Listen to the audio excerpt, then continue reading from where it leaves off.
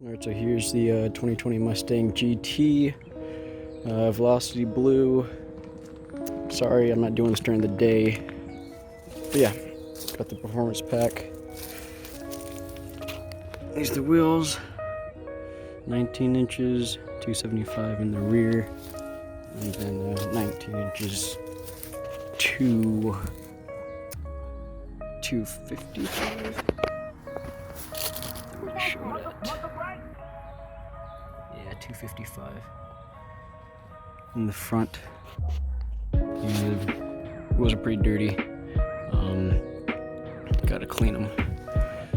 Yeah, this is the car. Plan on blacking out the emblems.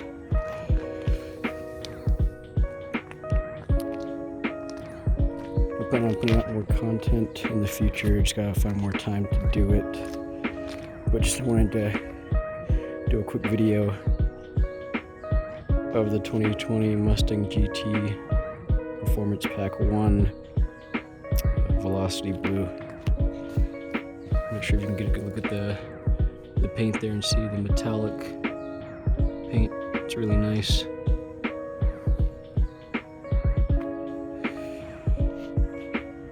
But yeah, more content coming soon.